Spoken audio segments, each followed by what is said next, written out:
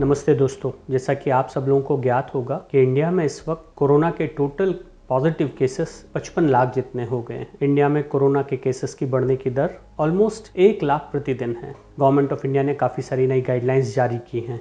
उसके अंदर से एक गाइडलाइन उन एसिम्प्टोमेटिक केसेस के लिए या माइल्ड केसेस के लिए है जो होम आइसोलेशन के लिए एलिजिबल होते हैं। तो चलिए आज हम बात करेंगे कि यदि किसी पेशेंट को होम आइसोलेशन के लिए सजेस्ट किया गया है तो उसे क्या क्या करना होगा। होम आइसोलेशन सिर्फ डॉक्टर के द्वारा ही प्रिस्क्राइब किया जा सकता है। होम आइसोलेशन में जाने से पहले पेशेंट को इंश्योर करना पड़ेगा कि उसके पास कुछ इंपॉर्टेंट चीजें जरूर हों, जैसे कि pulse oximeter, thermometer, mask, gloves, sodium hypochlorite solution ताकि वो कुछ चीजों का डिसइंफेक्शन कर पाए, और दवाएं जो डॉक्टर ने उसको प्रिस्क्राइब की हैं। इंडिया में हेल्थ एक स्टेट मैटर होता है। काफ़ी सारे स्टेट्स ने अलग अलग गाइडलाइंस बनाई हैं, पर कुछ चुनिंदा पॉइंट्स सब गाइडलाइंस के अंदर कॉमन हैं। जैसे होम आइसोलेशन में जाने के लिए ये जरूरी है कि कम से कम उस घर में एक व्यक्ति ऐसा हो जो रोगी की देखभाल कर पाए। होम आइसोलेशन में कम से कम 2 टॉयलेट्स हों तो बहुत अच्छा। यदि कोई ऐसा रूम जो टॉयलेट के साथ अटैच्ड हो तो वो रूम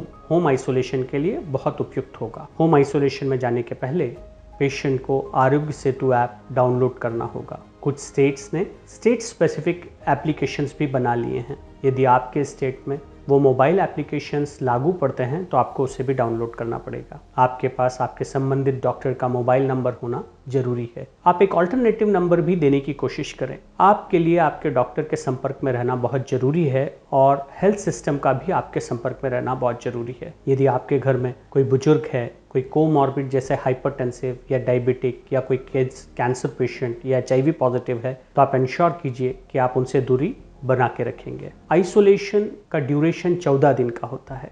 इस 14 दिन के दरमियान आपको कुछ इंपॉर्टेंट चीज़ों के बारे में ध्यान रखना होगा। आपको एक लिस्ट बनानी चाहिए। कम से कम दिन में 3 बार आप आपका तापमान, ऑक्सीजन सैचुरेशन लेवल, 5 मिनट चलने के बाद ऑक्सीजन सैचुरेशन लेवल, और कोई नई सिम्टम्स जैसे कि खांसी, शरीर के अंदर बहुत दुखना या सांस लेने में तकलीफ हो तो आपको तुरंत डॉक्टर को बताना पड़ेगा। याद रखिए, आप एक कोविड पॉजिटिव पेशेंट हैं। जब भी आप किसी से बात करें या कोई व्यक्ति आपकी देखभाल करने के लिए आए तो इंश्योर कीजिए ना सिर्फ उसने पर आपने भी मास्क पहना है। आपका जो मास्क है इंश्योर कीजिएगा कि उसे भारतीय सरकार की बायोमेडिकल वेस्ट मैनेजमेंट गाइडलाइन के हिसाब से डिस्पोज ऑफ करें। आइसोलेशन में जाने से पहले आपके स्वयं की उपयोग की कुछ चीज़ें लेना बहुत जरूरी है, जैसे आपका टूथपेस्ट, आपका टूथब्रश, आपका टॉवल, आपके द्वारा उपयोग में की जाने वाली थाली, कटोरी, ग्लास, पानी की बोतल, ओढ़ने के लिए चादर, इन सबको अलग रख लीजिए। यदि आप रुमाल का इस्तेमाल करते हैं तो आपको इंश्योर करना होगा कि इस्तेमाल के बाद उसे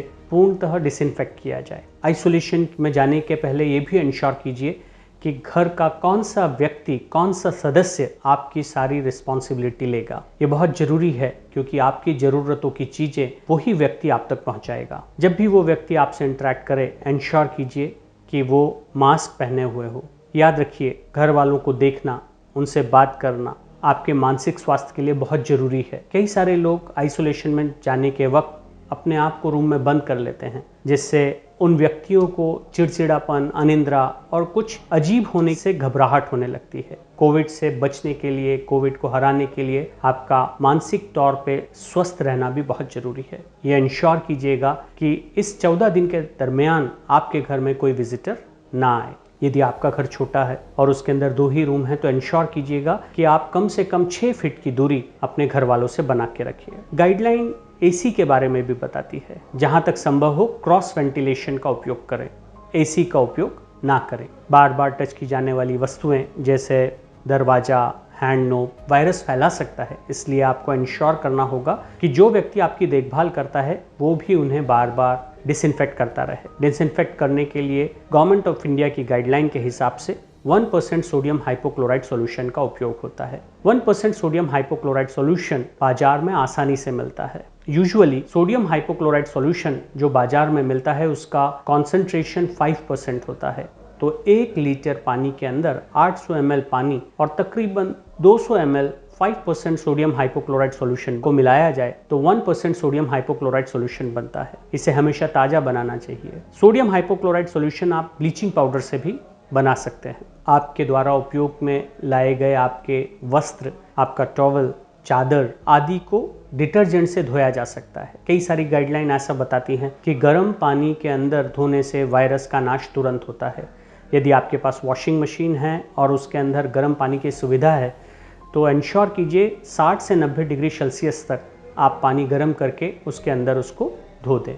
धूम्रपान, मदिरापान इस वक्त आपके लिए उपयुक्त नहीं है। इस समय आपका खुश रहना बहुत ज़रूरी है। आपकी सेहत के लिए बहुत उपयोगी है कि आप डॉक्टरी सलाह के अनुसार दवाएं लें, योग करें, अनुलोम करें, विलोम करें। पेट के बल लेटना आपके लिए काफ़ी लाभदायक होगा।